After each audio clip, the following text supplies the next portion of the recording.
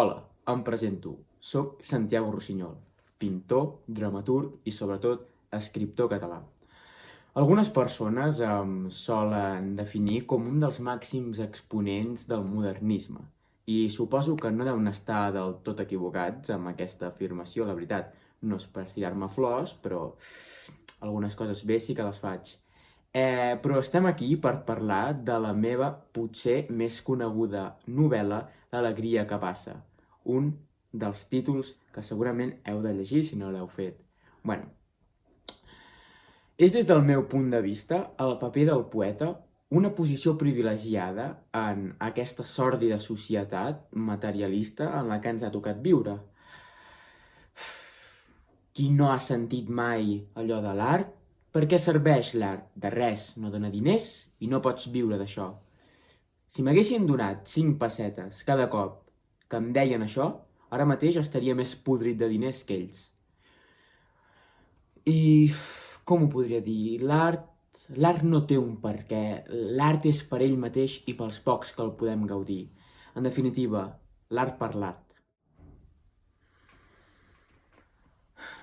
Rossinyol em va crear per representar el que ell diu al poble que intenta esdevenir artista. O, com deia, la prosa que intenta aconseguir el que és la poesia. No sé, jo només sé que el que vull és escapar d'aquest poble, de la seva monotonia i sobretot de la gent que hi viu. No podria aguantar fer sempre el mateix fins al dia que mori com fot en tòfol. Jo vull veure món, jo vull viatjar per tot arreu, vull sentir l'art. Però no sé què em passa, que quan sento que l'estic a punt d'aconseguir, alguna cosa m'empeny cap endarrere i sento que no el puc gaudir i que tampoc el podré gaudir mai. Realment, amb els termes prosa i poesia, volia plasmar la lluita eterna que sempre ha existit entre el poble, al meu punt de vista incult, incapaç d'apreciar les bones coses, i la poesia, aquell petit reducte de persones que realment valen la pena, que entenen l'art, que el senten, que el reprodueixen.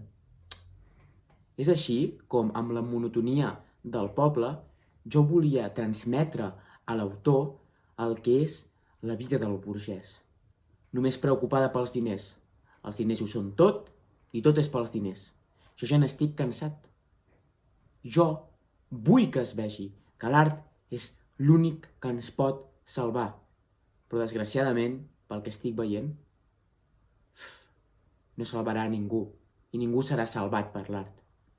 Almenys és la clau per a alguns, no per tots, en la qual ens podem refugiar algunes vegades.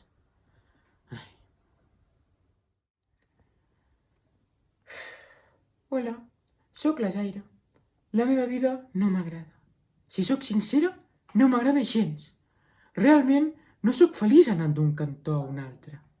Tot el món no para de dir-me la sort que tinc, que puc viatjar, puc veure món, que cada dia serà diferent, que no saps el que et passarà, el que t'espera. Però és justament això el que m'està matant a poc. A mi m'agradaria ser normal, tenir una casa, un marit i una feina corrent.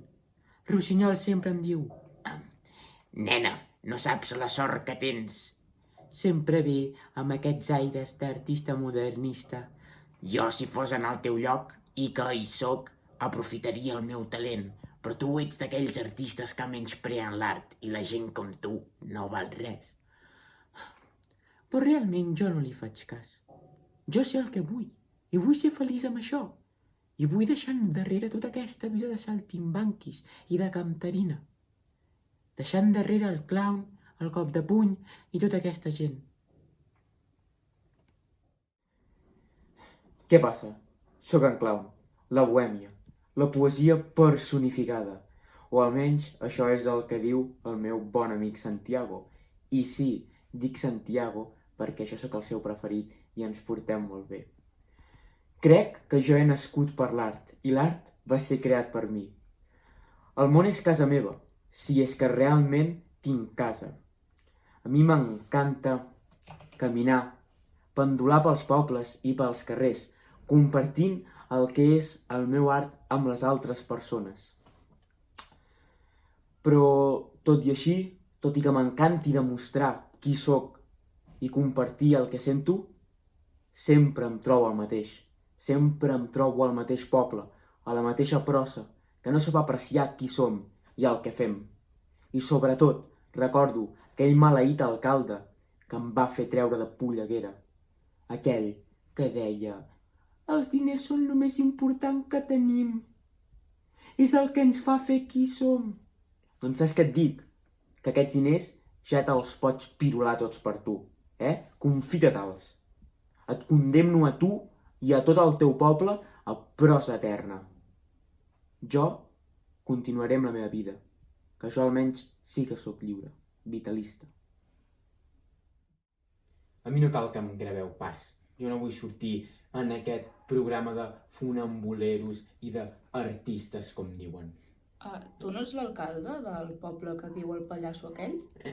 No, calla, collons. No he dit que no vull sortir. És igual.